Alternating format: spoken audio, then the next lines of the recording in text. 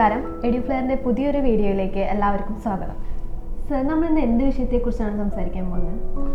എന്ത് വിഷയത്തെക്കുറിച്ച് സംസാരിക്കണം? വിദ്യ പറയും. ഓക്കെ, അങ്ങനെയാണെങ്കിൽ നമുക്കിന്ന് ജർമ്മനിനെ കുറിച്ചും അവിടുത്തെ വിദ്യാഭ്യാസ സമ്പ്രദായത്തെക്കുറിച്ചും ആഫ്റ്റർ ദാറ്റ് അവിടെ ജോലി സാധ്യതകളെ കുറിച്ചൊക്കെ ഒന്ന് സംസാരിക്കാം.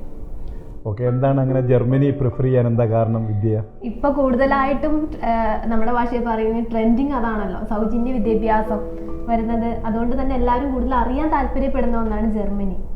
ഓക്കെ, നമുക്കിന്ന് ജർമ്മനിയെ പറ്റി സംസാരിക്കാം. അപ്പം നമ്മൾ ജർമ്മനിയെ പറ്റി സംസാരിക്കുമ്പോൾ നമുക്കതൊരു 3 പാർട്ടാക്കി തിരിക്കാം. അതായത് ജർമ്മനി എന്ന് പറയുന്ന രാജ്യം എന്താണ്, അവിടുത്തെ വിദ്യാഭ്യാസ സമ്പ്രദായം എങ്ങനെയാണ്, അവിടെ വിദ്യാഭ്യാസം കഴിഞ്ഞാൽ ജോലി കിട്ടാനുള്ള സാധ്യതകൾ എങ്ങനെയാണ്, ഈ കാര്യങ്ങളെ നമുക്ക് ഒന്ന് വിശദമായിട്ട് സംസാരിക്കുന്നത് നന്നായിരിക്കും എന്ന് എനിക്ക് തോന്നുന്നു. അങ്ങനെയാണെങ്കിൽ നമുക്ക് ജർമ്മനി എന്ന രാജ്യത്തെക്കുറിച്ച് തന്നെ തുടങ്ങാമല്ലേ സാർ? അതെ, ജർമ്മനി എന്ന് പറയുന്ന രാജ്യം ലോകത്തിലെ തന്നെ 4ാമത്തെ വലിയ സാമ്പത്തിക ശക്തിയാണ്. USA, ചൈന, ജപ്പാൻ കഴിഞ്ഞാൽ ലോകത്തിലേക്കും വലിയ സാമ്പത്തിക ശക്തിയായിട്ടുള്ള രാജ്യമാണ് ജർമ്മനി. ഈ ജർമ്മനി നമുക്കറിയാം, സാങ്കേതിക വിദ്യയിൽ ഏറ്റവും ലോകത്തിന് മുന്നിൽ നിൽക്കുന്ന ഒരു രാജ്യമാണ് ജർമ്മനി. നമ്മുടെ നാട്ടിലൊക്കെ തന്നെയുള്ള എല്ലാ ലക്ഷറി കാറുകളും, അതായത് നമുക്കറിയാവുന്ന Mercedes Benz, Audi, BMW, Porsche മുതലായ കാറുകളെല്ലാം ജർമ്മൻ മേക്കുകളാണ്, ജർമ്മനിയിലുള്ളതാണ്. അതുപോലെ തന്നെ പല വിധത്തിൽ നമ്മുടെ നാട്ടിലുള്ള വളരെ പേര് കേട്ടുള്ള വാഷിംഗ് മെഷീനുകൾ, അങ്ങനെ ടെക്നോളജിയിൽ സാങ്കേതിക വിദ്യയിൽ അധിഷ്ഠിതമായിട്ടുള്ള ഒട്ടനവധി വ്യവസായങ്ങളെല്ലാമുള്ള ലോകത്തിൻ്റെ തന്നെ മുന്നിൽ നിൽക്കുന്ന ഒരു സാമ്പത്തിക ശക്തിയുള്ളൊരു രാജ്യമാണ് ജർമ്മനി. അതേസമയം ഈ രാജ്യം നമ്മുടെ കേരളത്തെ കമ്പയർ ചെയ്ത് നോക്കുമ്പോൾ നമ്മുടെ കേരളത്തിലെ ജനസംഖ്യയുടെ ഏകദേശം ഇരട്ടിയിൽ കുറച്ച് മുകളിലുള്ള ജനസംഖ്യയാണ് ഈ രാജ്യത്തുള്ളത്. അതേസമയത്ത് ഭൂവിസ്തൃതി, ഭൂമിയുടെ അളവ് നോക്കുമ്പോൾ നമ്മുടെ കേരളത്തിൻ്റെ 10 ഇരട്ടി ഭൂവിസ്തൃതിയുള്ള രാജ്യമാണ്. അതിൻ്റെ അർത്ഥം നമ്മുടെ കേരളത്തിലെ ജനസംഖ്യയുമായി തട്ടിച്ച് നോക്കുമ്പോൾ തുലവും ജനസംഖ്യ ആ രാജ്യത്ത് കുറവാണ്. ജനസംഖ്യ കുറവാണ്, അതേസമയം സാങ്കേതിക വിദ്യയും വ്യവസായങ്ങളും സാമ്പത്തിക ശക്തിയും എല്ലാം വളരെ വലിയ രാജ്യമാണ്. ഇതിൻ്റെ അർത്ഥം എന്താണ്? ഈ രാജ്യത്ത് എന്ത് സാധ്യതയുണ്ട്? അതായത് നമുക്ക് ആ രാജ്യത്ത് ധാരാളം ഓപ്പർച്യൂണിറ്റീസ് ഉണ്ടെന്നാണ് ഇതിൻ്റെ അർത്ഥം. ഓക്കെ സാർ, അപ്പോൾ ജർമ്മനി എന്ന രാജ്യത്തെക്കുറിച്ച് ഏകദേശം മനസ്സിലായി. അപ്പം ഇനി അവിടുത്തെ വിദ്യാഭ്യാസ സമ്പ്രദായത്തെക്കുറിച്ച് ഒന്ന് എക്സ്പ്ലെയിൻ ചെയ്യാമോ? ജർമ്മനിയിലെ വിദ്യാഭ്യാസ സമ്പ്രദായം എന്ന് പറയുന്നത് ലോകത്തിന് തന്നെ മാതൃകയാക്കാൻ പറ്റുന്ന വിദ്യാഭ്യാസ സമ്പ്രദായമാണ് ജർമ്മനിയിലുള്ളത്. ഏറ്റവും പ്രധാനപ്പെട്ട കാര്യം ജർമ്മനിയിലെ ഫ്രീ എഡ്യൂക്കേഷൻ, അതായത് ജർമ്മനിയിലെ സിറ്റിസൺസിന് മാത്രമല്ല, ജർമ്മനിയിൽ എത്തുന്ന ഏതൊരു വിദ്യാർത്ഥിക്കും, ഏതൊരു ഇൻ്റർനാഷണൽ സ്റ്റുഡൻസിനും ജർമ്മനിയിൽ ഫ്രീ എഡ്യൂക്കേഷൻ ലഭ്യമാണ്. അത് ഏത് തലം വരെ, നമുക്ക് ജർമ്മനിയിൽ പോയി PhD വരെ അവിടെ ഫ്രീ ആയി പഠിക്കാനുള്ള സൗകര്യം ജർമ്മനിയിലുണ്ട്. അപ്പോൾ സാർവത്രികമായ വിദ്യാഭ്യാസം തങ്ങളുടെ പൗരന്മാർക്ക് മാത്രമല്ല, ലോകത്തിൽ നിന്ന് എത്തുന്ന ഏതൊരാൾക്കും ജർമ്മനി ഫ്രീ ആയി വാഗ്ദാനം ചെയ്യുന്നൊരു രാജ്യമാണ് ജർമ്മനി. രണ്ടാമതായിട്ട് ജർമ്മനിയിലെ സോഷ്യൽ സെക്യൂരിറ്റി സിസ്റ്റം, അതായത് അവിടെ ജീവിക്കുന്ന ഏതൊരു വ്യക്തിക്കും അന്തസ്സായി ജീവിക്കാനുള്ള ഒരു സാമൂഹ്യ സുരക്ഷാ പദ്ധതി ആ രാജ്യം പ്രൊവൈഡ് ചെയ്യുന്നുണ്ട്. അതായത് ആ രാജ്യത്തെത്തി വിദ്യാഭ്യാസം കഴിഞ്ഞ് അവിടെ ജോലിയിൽ പ്രവേശിക്കുന്ന ഒരു വ്യക്തിക്ക് ആ സമൂഹത്തിൽ വളരെ മാന്യമായി ജീവിക്കാനുള്ള സംവിധാനങ്ങൾ അവിടെയുണ്ട്. അവർക്ക് പ്രായമായാൽ അവരെ ആ സ്റ്റേറ്റ് പ്രൊട്ടക്റ്റ് ചെയ്യും. അവർക്ക് വേണ്ടുന്ന പെൻഷനുകളും ജീവിത സൗകര്യങ്ങളും എല്ലാം തന്നെ സ്റ്റേറ്റ്, അതായത് ഗവൺമെൻറ്, ആ രാജ്യം അവർക്ക് പ്രൊവൈഡ് ചെയ്യുന്ന വളരെ മഹത്തരമായ കാഴ്ചപ്പാടുള്ളൊരു രാജ്യമാണ് ജർമ്മനി. ഇതാണ് ജർമ്മനിയുടെ വിദ്യാഭ്യാസത്തെ സംബന്ധിച്ച് നമുക്ക് പൊതുവെ പറയാൻ പറ്റുന്ന കാര്യം. സാർ, അപ്പം അങ്ങനെയാണെങ്കിൽ നമ്മുടെ നാട്ടിൽ നിന്നും പോകുന്ന ഒരു വിദ്യാർത്ഥിക്ക് അവിടെ എത്തരത്തിലുള്ള വിദ്യാഭ്യാസ സാധ്യതകളാണുള്ളത്, അതിനെക്കുറിച്ച് കൂടെ ഒന്ന് പറയും. അതായത് നമ്മൾ പറഞ്ഞല്ലോ, ഇപ്പോൾ ചർച്ച ചെയ്തത് ജർമ്മനിയിൽ വിദ്യാഭ്യാസം സൗജന്യമാണെന്ന്. അപ്പോൾ തീർച്ചയായും നമ്മുടെ നാട്ടിലുള്ള വളരെ സാധാരണക്കാരായ ആളുകൾ, സാമ്പത്തിക ശേഷി കുറഞ്ഞവരെ, മിഡിൽ ക്ലാസ് ഫാമിലിയിലുള്ള ആളുകൾക്ക്, ഇവർക്കെല്ലാവർക്കും ഓപ്റ്റ് ചെയ്യാൻ പറ്റുന്ന ഒരു രാജ്യമാണ് ജർമ്മനി. അത് അവിടെ ചെന്ന് കഴിഞ്ഞാൽ വിദ്യാഭ്യാസം നമുക്ക് സൗജന്യമാണ്. നമുക്ക് സാമ്പത്തിക ശേഷി കുറഞ്ഞ ആളുകൾക്കും അവിടെ പഠിക്കാൻ വേണ്ടി പോകാനുള്ള സാഹചര്യങ്ങളുണ്ട്. അപ്പോൾ നമുക്കതിനെ ഒന്ന് വിശദമായിട്ട് അനലൈസ് ചെയ്യാം. ജർമ്മനിയിലെ UG PG വിദ്യാഭ്യാസത്തെ പറ്റി നമുക്കൊന്ന് നോക്കാം. ജർമ്മനിയുടെ മാത്രം പ്രത്യേകതയായിട്ടുള്ള ഹൗസ് ബിൽഡിംഗ്, അതായത് വൊക്കേഷണൽ ട്രെയിനിങ് പ്രോഗ്രാമുകളുണ്ട്. രണ്ടിനെപ്പറ്റി നമുക്കൊന്ന് വിശദമായിട്ട് പരിശോധിക്കുന്നത് നന്നായിരിക്കും എന്ന് എനിക്ക് തോന്നുന്നു. ഞാൻ ആദ്യമായിട്ട് house building program, vocational training പ്രോഗ്രാമുകളെ പറ്റി സംസാരിക്കാം എന്ന് വിചാരിക്കുന്നു. അതെ, അതാണ് ഏറ്റവും കൂടുതൽ ജർമ്മനിയുടെ ഒരു അട്രാക്ഷൻ ആയിട്ട് വരുന്നത്. എല്ലാവർക്കും അറിയാൻ അത്രയും താല്പര്യമുള്ള ഒന്നാണ്. അതെ. അപ്പം ഈ പ്രോഗ്രാം എന്ന് പറയുന്നത് ജർമ്മനിയിലെ ഒരു പ്രത്യേക സവിശേഷമായിട്ടുള്ള ഒരു വിദ്യാഭ്യാസ സമ്പ്രദായമാണ് വൊക്കേഷണൽ ട്രെയിനിങ് പ്രോഗ്രാമുകൾ. അതായത് തൊഴിലധിഷ്ഠിത വിദ്യാഭ്യാസ സമ്പ്രദായം എന്ന് പറയാം. അപ്പം നമ്മുടെ നാട്ടിലെ വിദ്യാഭ്യാസമായിട്ട് കണക്കാക്കുമ്പോൾ നമ്മുടെ നാട്ടിലെ ഒരു പോളിടെക്നിക് വിദ്യാഭ്യാസത്തിന് ഏകദേശം സമാനമായിട്ടുള്ളൊരു വിദ്യാഭ്യാസ സമ്പ്രദായമാണിത്. ഈ വിദ്യാഭ്യാസം സൗജന്യമാണ് എന്ന് മാത്രമല്ല, നമ്മൾ പഠിക്കുന്ന കാലഘട്ടത്തിൽ നമുക്ക് ഏകദേശം ഇന്ത്യൻ രൂപയിൽ കണക്കാക്കിയാൽ 1,00,000 രൂപയിലധികം സ്റ്റൈപ്പൻ്റായിട്ട് പ്രതിമാസം നമുക്ക് ഈ വിദ്യാഭ്യാസത്തിൽ നിന്ന് ലഭ്യമാകുന്നതാണ്. അതായത് ഒരു വിദ്യാർത്ഥി പഠിക്കുമ്പോൾ പ്രായോഗികമായി ആ പഠനത്തോടനുബന്ധിച്ച കാര്യം ചെയ്ത് പരിശീലിക്കുന്നത് കൊണ്ട് അതൊരു ജോലിയായി പരിഗണിച്ച് ആ ജോലിക്ക് പ്രതിഫലം എന്ന നിലയ്ക്ക് അവർക്ക് മാസം സ്റ്റൈപ്പൻഡ് ലഭ്യമാകുന്നു. ഈ സ്റ്റൈപ്പൻഡ് കൂടിയും കുറഞ്ഞും എല്ലാം ഉണ്ട്. ഏകദേശം നമുക്ക് അറിയാം 500-600 യൂറോ മുതൽ 1300 യൂറോ 1350 യൂറോ വരെ വ്യത്യസ്തമായിട്ടുള്ള ട്രേഡുകളിൽ സ്റ്റൈപ്പൻഡ് ലഭ്യമാണ്. ഇത് നമ്മുടെ ഇന്ത്യൻ രൂപയിൽ കണക്കാക്കിയാൽ ഏകദേശം ഒരു 50,000 രൂപ മുതൽ തുടങ്ങി 1,00,000 1,15 ലക്ഷം രൂപ വരെ പ്രതിമാസം സ്റ്റൈപ്പൻഡ് കിട്ടുന്ന വിവിധ പ്രോഗ്രാമുകളുണ്ട്. ജർമ്മനിയിൽ പഠിക്കാൻ പോകുന്ന ഒരു സ്റ്റുഡൻറ്റിനെ സംബന്ധിച്ച് അവിടെ നിന്ന് കിട്ടുന്ന മെയിൻ ആയിട്ടുള്ളൊരു ബെനിഫിറ്റ് ആണ് സൗജന്യ വിദ്യാഭ്യാസം എന്ന് പറയുന്നത്. അതുപോലെ തന്നെ കിട്ടുന്ന വേറൊന്നാണ് അവർക്ക് കിട്ടുന്ന സ്റ്റൈപ്മെൻറ്റ്. ഇത് രണ്ടും അല്ലാണ്ട് വേറെ എന്തൊക്കെ ഗുണങ്ങളാണ്, ബെനിഫിറ്റ്സ് ആണ് ഇവർക്ക് കിട്ടുന്നത് സ്റ്റുഡൻസിനാണ്? അതായത് നമ്മളെ ഒരു പഠനത്തിൻ്റെ ഭാഗമായി പ്രായോഗിക പരിശീലനത്തിന് വേണ്ടിയിട്ട് കൊടുക്കുന്നതാണ് സ്റ്റൈപ്പൻഡ്. അതുകൂടാതെ ഈ വിദ്യാർത്ഥികൾക്ക് മാസത്തിൽ അഡീഷണലായിട്ട് അവർക്ക് പാർട്ട് ടൈമായിട്ട് ജോബ് ചെയ്യാനുള്ള അവസരവുമുണ്ട്. അപ്പം ഇത്തരം ജോലി ചെയ്യുന്നതിന് നമ്മുടെ ഇന്ത്യൻ രൂപയിൽ കണക്കാക്കിയാലും ഏകദേശം പ്രതിഫലമായിട്ട് 50,000 രൂപയും കൂടി അവർക്ക് അഡീഷണലായിട്ട് സമ്പാദിക്കാനുള്ള സാഹചര്യമുണ്ട്. അപ്പോൾ സ്റ്റൈപ്പൻഡായിട്ട് ലഭിക്കുന്ന 1,00,000 രൂപ കൂടാതെ അവർ അഡീഷണലായിട്ട് പാർട്ട് ടൈം ജോലി ചെയ്യുന്നതിന് 50,000 രൂപ കൂടി ലഭ്യമാവുന്നത് കണക്കാക്കിയാൽ പ്രതിമാസം ഏകദേശം 1,50,000 രൂപയോളം അവർക്ക് സമ്പാദിക്കാനുള്ള അവസരമുണ്ട്.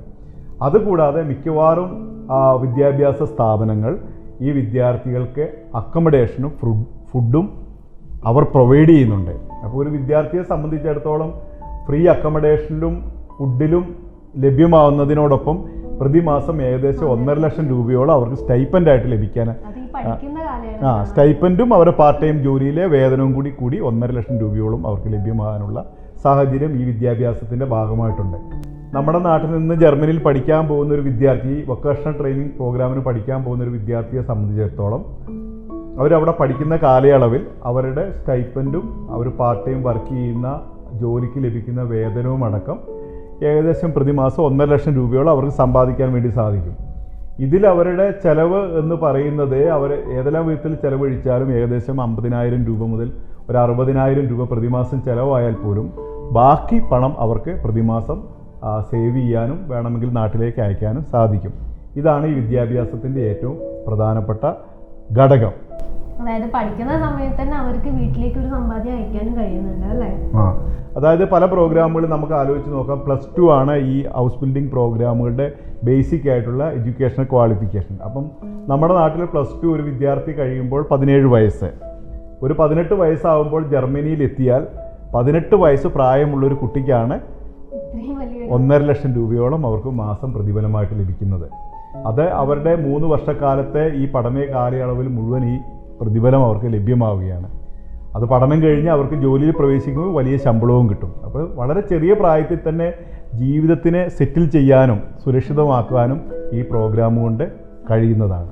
സർ, ഈ പറഞ്ഞ ഹൗസ് ബിൽഡിംഗ് കോഴ്സസിൽ കൂടുതലായിട്ടും എല്ലാവർക്കും അറിയുന്ന ഒരു കോഴ്സ് നഴ്സിംഗ് ആണ്, എല്ലാവർക്കും കൂടുതലായിട്ട് അറിയുന്നത്. പക്ഷെ അതിൽ വേറെ എന്തൊക്കെ കോഴ്സസ് ആണ് അതിൽ അവൈലബിൾ ആയിട്ടുള്ളത്?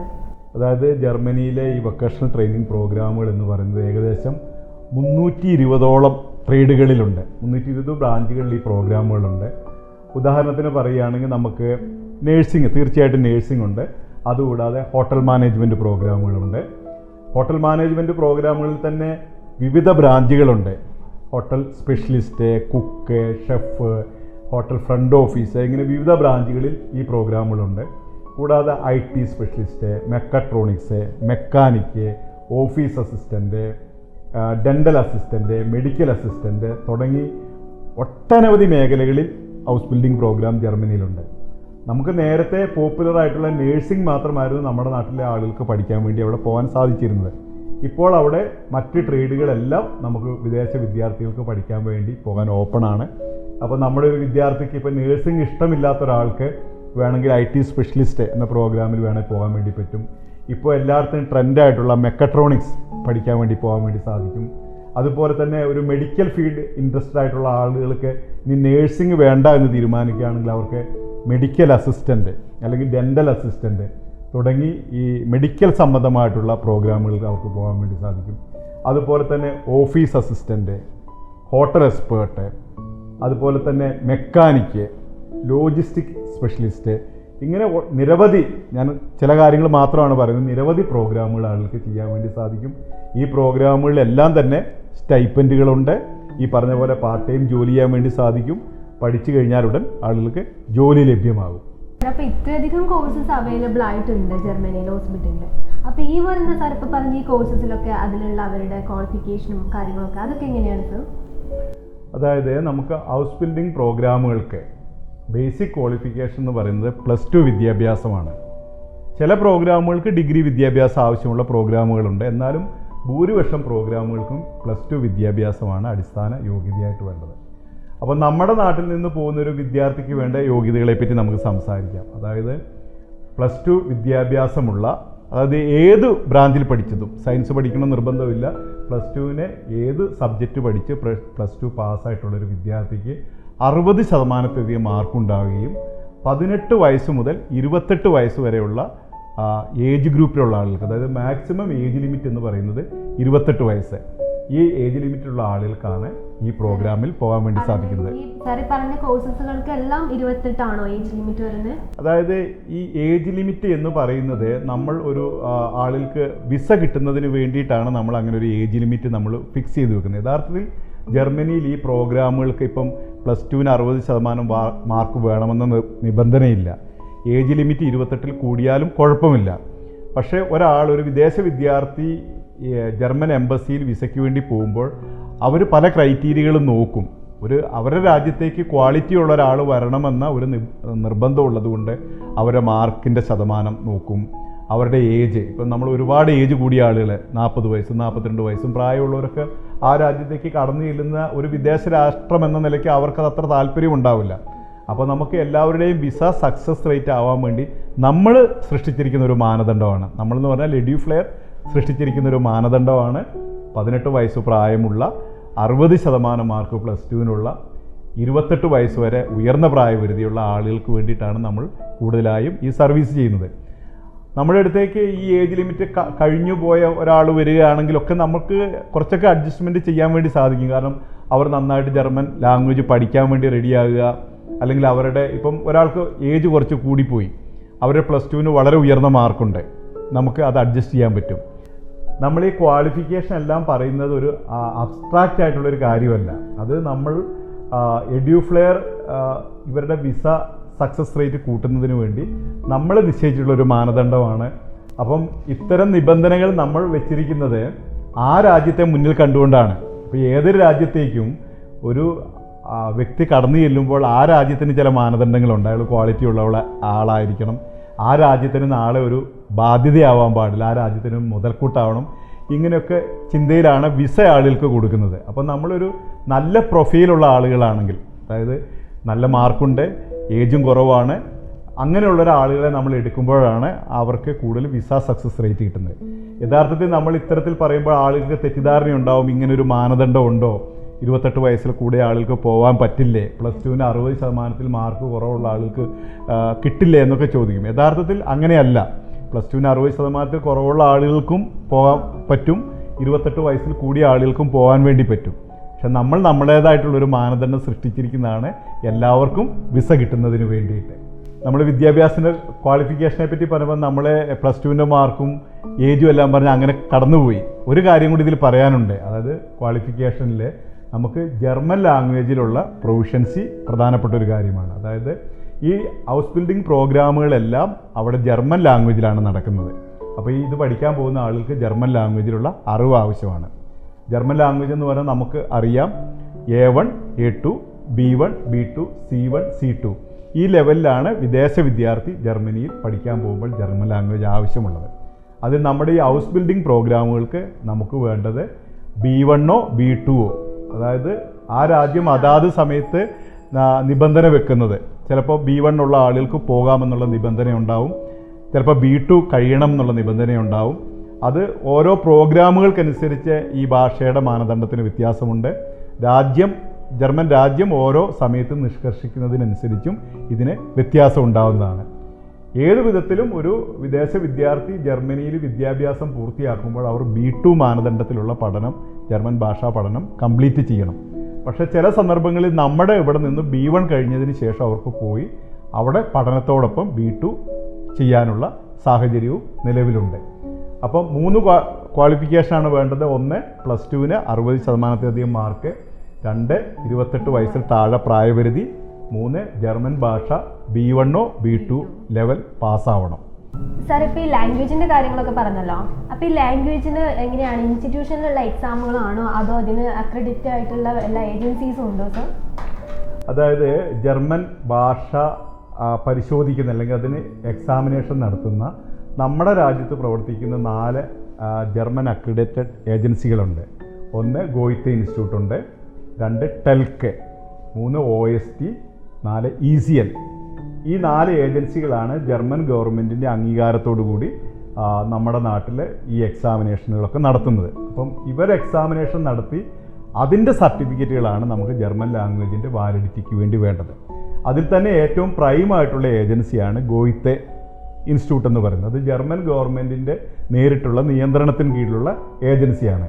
അപ്പോൾ നമ്മൾ വിസ പ്രോസസ്സിനൊക്കെ പോകുമ്പോൾ ഈ ഏജൻസിയുടെ സർട്ടിഫിക്കറ്റ് ഉള്ളതാണ് നമുക്ക് വിസ കിട്ടാനൊക്കെ കൂടുതൽ എളുപ്പമുള്ളതും ഏറ്റവും സൗകര്യപ്രദമായിട്ടുള്ളതും. ഈ ഏജൻസിയുടെ പാഠ്യ പദ്ധതിക്കനുസരിച്ച് നമ്മൾ പഠിച്ച് അവരുടെ പരീക്ഷ എഴുതി പാസ്സാവുന്നതാണ് നമുക്ക് കൂടുതൽ അഭികാമ്യമായിട്ടുള്ള കാര്യം. സാർ, അപ്പോൾ ഈ കോഴ്സസിൻ്റെ കാര്യങ്ങളൊക്കെ, കോഴ്സ് ബിൽഡിംഗ് കോഴ്സസിൻ്റെ കാര്യങ്ങളൊക്കെ ഏകദേശം മനസ്സിലായി. അപ്പോൾ എങ്ങനെയാണ് ഇത് കഴിഞ്ഞിട്ടുണ്ടെങ്കിൽ ജോലി സാധ്യതകളൊക്കെ എങ്ങനെയാണ് സാർ? ഈ ഹൗസ് ബിൽഡിംഗ് പ്രോഗ്രാമുകളിൽ ജോലി ഇൻബിൽറ്റാണ്. അതായത് ഈ പ്രോഗ്രാം കഴിഞ്ഞാൽ പിറ്റേ ദിവസം തന്നെ അവർക്ക് ജോലിയിൽ കയറാവുന്നതാണ്. ഈ പ്രോഗ്രാമിൻ്റെ ഭാഗമായി ഏകദേശം 2.5 ലക്ഷം രൂപയോളം ശമ്പളമുള്ള ജോലിയിൽ അവർക്ക് പ്രവേശിക്കാൻ സാധിക്കും. ഈ ശമ്പളം എന്ന് പറയുന്നത് അവരുടെ ബേസിക് സാലറിയാണ്. അവർക്ക് അഡീഷണലായിട്ട് പാർട്ട് ടൈം ജോലി ചെയ്യുന്നതിനും ഓവർ ടൈം ജോലി ചെയ്യുന്നതിനെല്ലാം അഡീഷണൽ വരുമാനം കിട്ടും.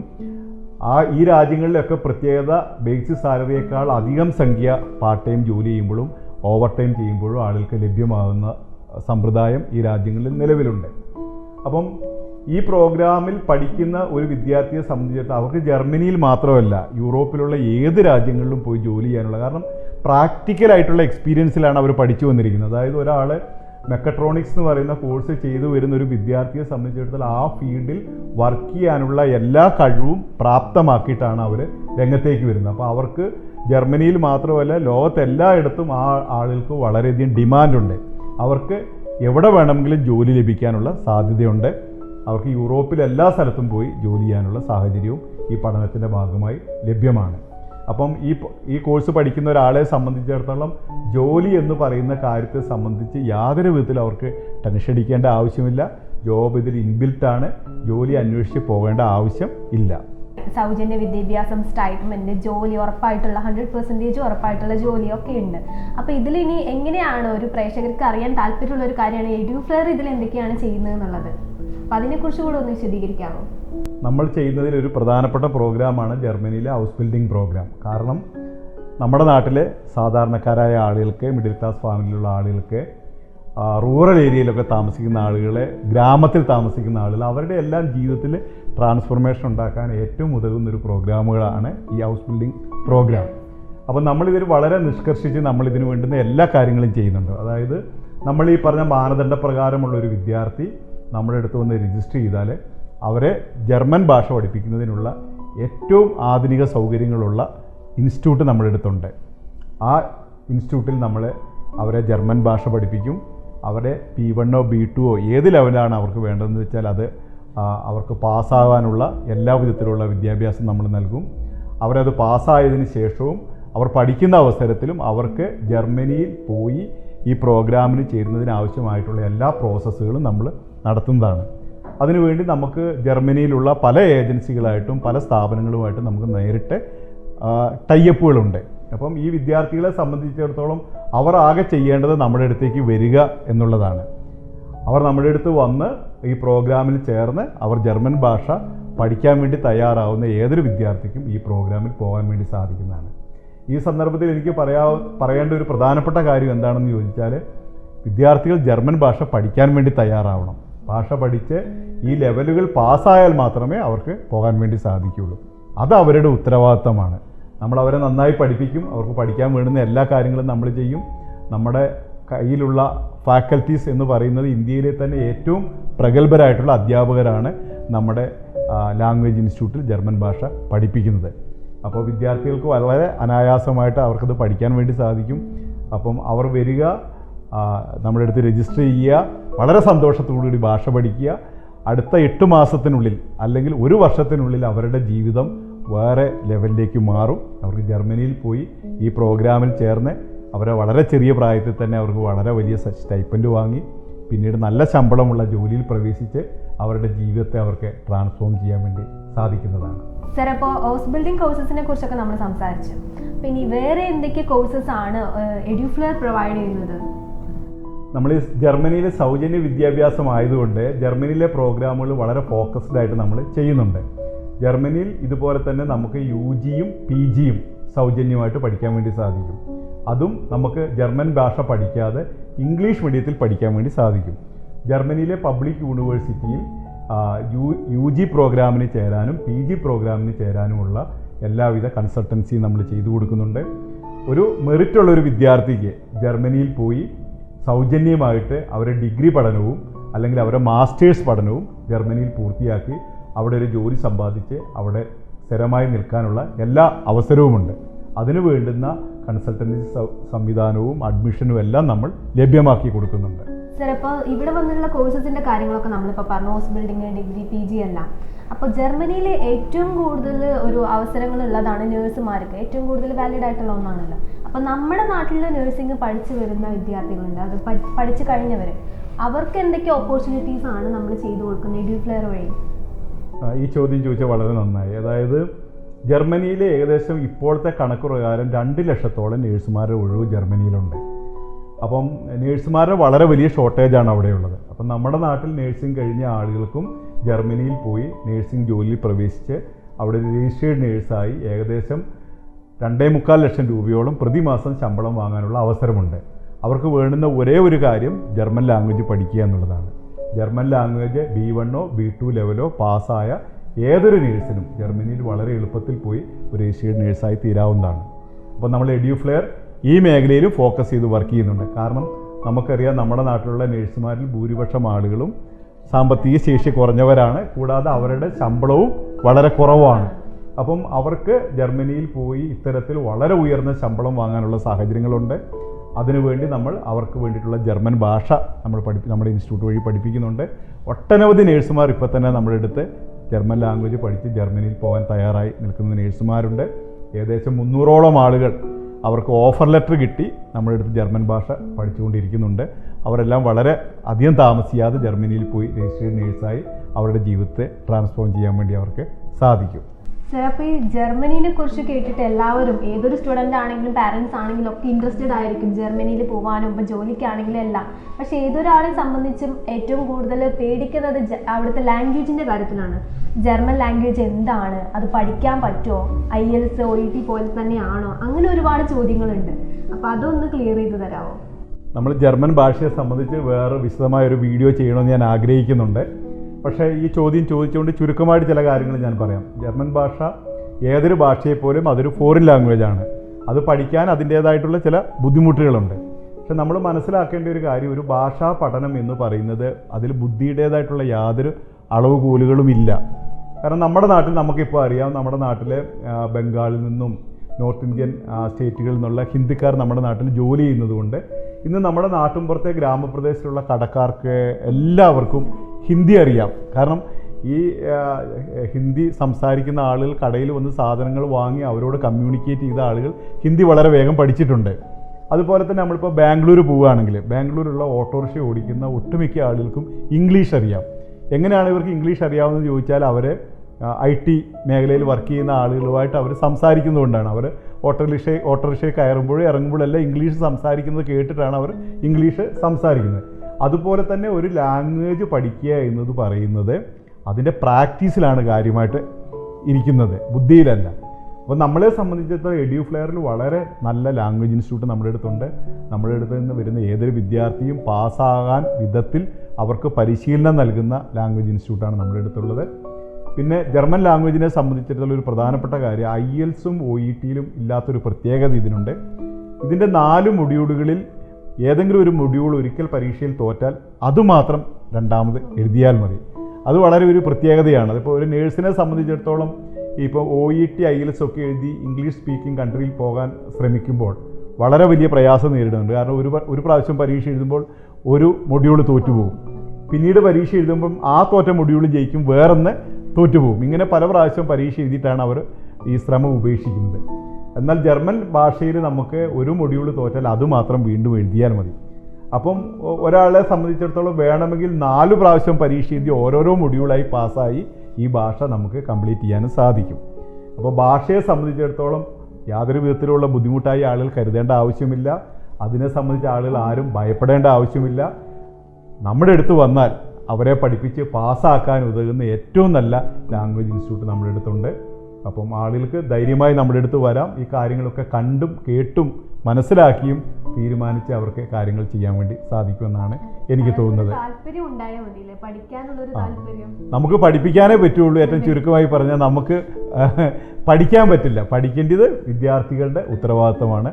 അവർ പഠിക്കണം. വളരെ നന്നായി നമ്മൾ പഠിപ്പിക്കും. അവർക്ക് പഠിച്ച് ജയിക്കാനുള്ള എല്ലാ സൗകര്യങ്ങളും സംവിധാനങ്ങളും നമ്മൾ ഒരുക്കി കൊടുക്കും. അപ്പോൾ സാർ ഈ പറഞ്ഞ പോലെ ജർമ്മനിയിൽ പോയിട്ട് ലൈഫ് സെറ്റാക്കാൻ താല്പര്യമുള്ള ഒരാൾ എഡ്യൂഫ്ലെയറിൽ വന്നാൽ മതി അല്ലേ?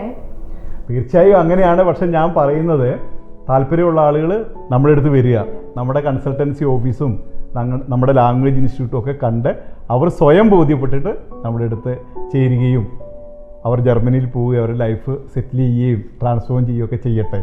അതാണ് എനിക്ക് പറയാനുള്ളത്. ഇത്തരത്തിൽ ജർമ്മനിയിൽ പോയിട്ട് ലൈഫ് ട്രാൻസ്ഫോം ചെയ്യാൻ താല്പര്യപ്പെടുന്നവർ എഡ്യൂഫ്ലെയറുമായിട്ട് ബന്ധപ്പെടുക. അപ്പോൾ സാർ നമുക്ക് ഇന്നത്തെ വീഡിയോ വൈൻഡപ്പ് ചെയ്യാം അല്ലേ? അപ്പോൾ അടുത്ത വീഡിയോയിൽ പുതിയൊരു വിഷയമായിട്ട് വീണ്ടും വരാം. എല്ലാവർക്കും നന്ദി, നമസ്കാരം.